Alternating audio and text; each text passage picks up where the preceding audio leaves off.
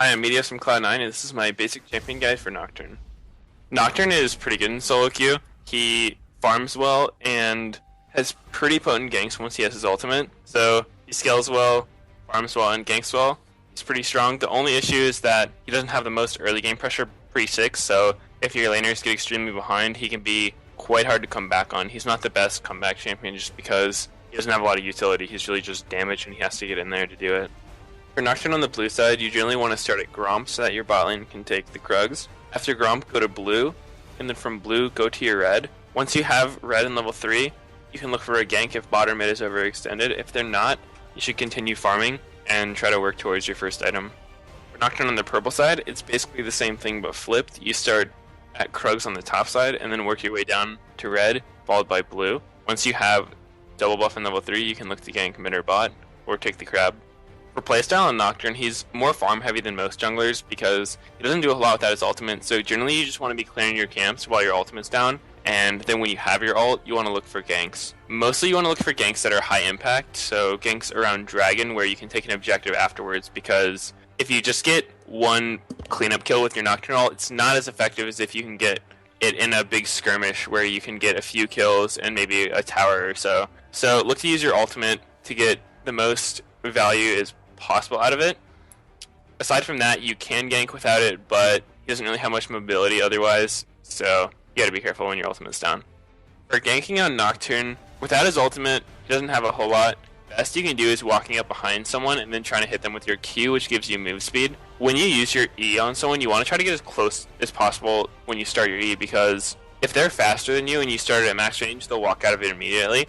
But if you're right on top of them and you use it, sometimes even if they flash, you can still keep the fear tether going. There's one trick with Nocturne that if you flash within a quarter second of when they flash, even if they got out of range for the tether, it'll still stay connected for a quarter second after they get out of range. So it's one trick you can do. Usually you have to anticipate them doing it. It's hard to react to that fast. But if you know you can get them if the fear goes off, a lot of times it's good to flash right when they flash so that you keep the tether going.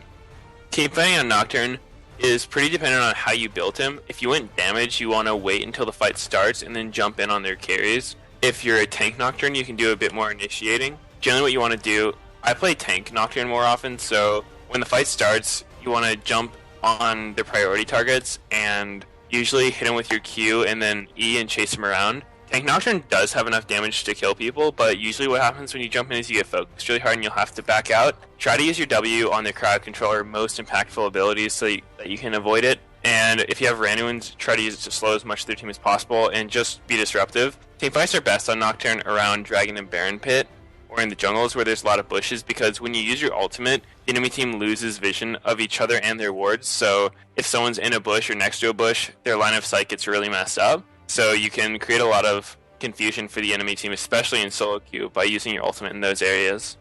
Nocturne's not the best at counter jungling just because he has no mobility, so if he gets caught in the enemy jungle, he can get killed. And not just by the enemy jungler, usually the enemy laners can get to you before your own laner, so I don't like counter jungling too much on Nocturne unless you have a lane that's extremely ahead that can back you up, or you know the jungler's not going to come fight you.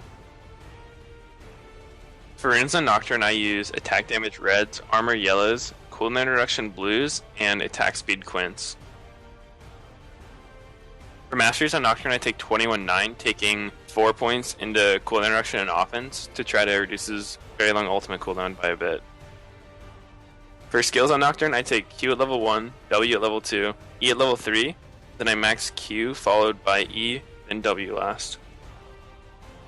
For items on Nocturne, there are two ways you can build them, either tank or damage. It's better to go tank if you have no other tanks on your team or protection for yourself, because a lot of times you'll get focused when you go in. If you have a tank on your team, like Maokai, or protection like Lulu, it's okay to go damage, especially if the other team doesn't have much peel. If you're going tank, it's best to go Cinder Hulk, followed by other tanky items like Randuin is extremely good, Merc Treads or Ninja Tabby depending on how much CC they have, and I usually pick up a Spectre Scout, which turn into Banshees later. For damage on Nocturne, it's best to go Warrior, followed by Blade of the Ruined King, and then Yomu's Ghostblade. Thanks for watching my basic champion guide for Nocturne. Be sure to check out the rest of my guides at lolclass.com.